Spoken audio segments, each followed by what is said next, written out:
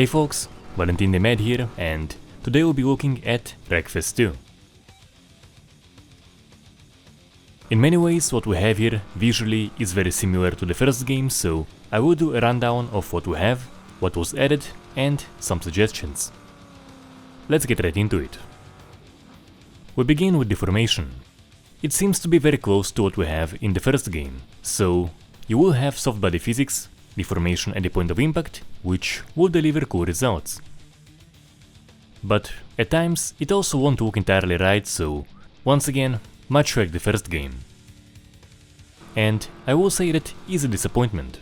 The one thing I was really hoping for is a notable upgrade in the detail in deformation. We still can't expect it to be on the level of BeamNG, but I think there were indeed hopes of seeing a step in that direction. I don't know if at this stage major improvements are possible, so I'm not really counting on anything huge in this regard.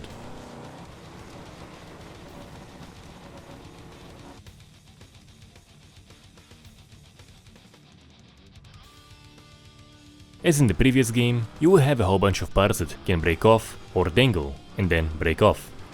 As far as I saw, basically the same parts. Bumpers, doors,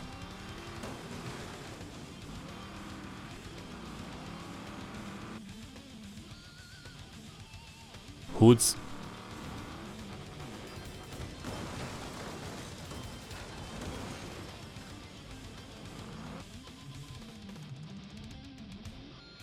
with the new one being the tire coming off without the wheel.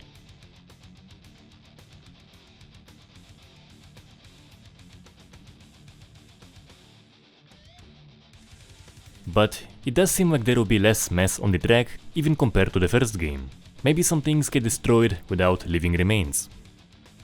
You will have pre-made debris placed in some strategic locations, but that isn't a solution.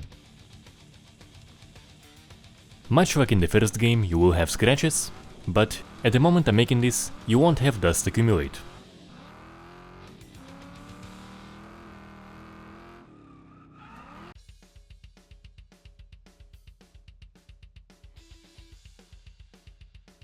And I do have to note the environmental damage, which for the most part also is gonna be much like what we have in the first game, so there will be a whole bunch of props there for you, waiting to be wrecked.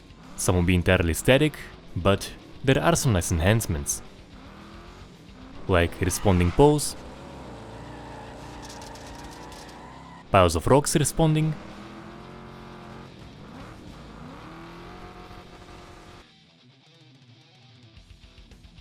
and piles of tires having some responsive ones in them too. Nothing huge, but it is there. As for more enhancements, the big one here is the damage model. There are more components that can now get damaged, and damage will have a notably larger effect on the handling. You have specific parts of the engine that can now get damaged. Wheel damage is now more detailed, tires can get flat, they can come off, and the wheel itself can detach too. It is something you will very much feel in the gameplay.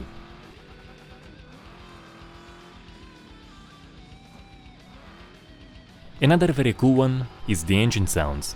Those will change when you damage your engine.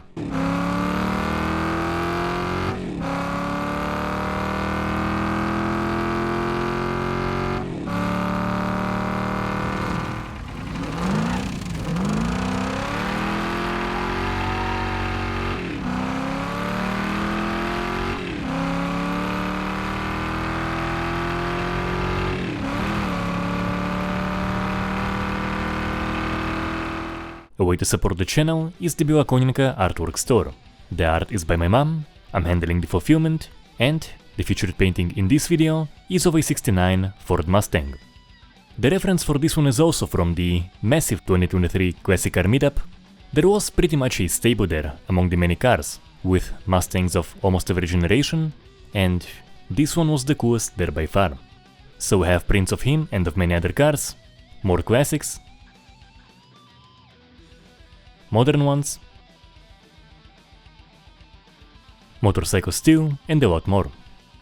That is a way to support the channel, get something directly from me, and when you mention in the order that you are coming from here, I'll write you a note too.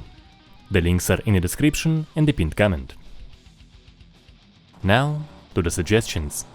As I mentioned earlier, in terms of debris, you will have much cleaner aftermath, so perhaps the biggest suggestion in this video would be enhancing this aspect. And not just getting it on par with the first game, but offering the option of much messier results.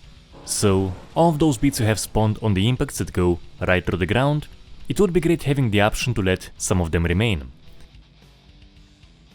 They get spawned, land on the terrain and freeze.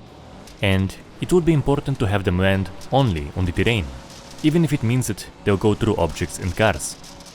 Right now, having a great deal of debris and having it be responsive when a car goes over, or if the object holding it breaks or moves, that would be too much, so my suggestion is to have them land on the terrain, which is gonna be static, and then just freeze. That way, you potentially could still have a much more impactful aftermath without getting to a single-digit frame rate. And I should note, even this will be taxing on performance, and that is why I'm saying offer the option. Have it be configurable, so if your machine is on the lower end, you should still be able to play and enjoy the game, but if you can push things further, just a good amount of mass would make a massive difference. The other big one would be on component damage. As I mentioned, damage will have a larger impact on the handling, but what I think is, what if it was pushed even further? Because even with the enhancements, cars can still take a massive amount of damage and keep going.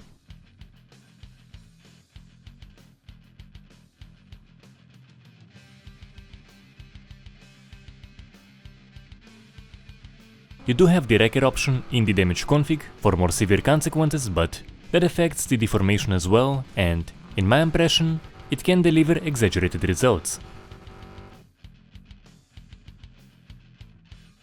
So what I would suggest is splitting the damage config into deformation and component damage.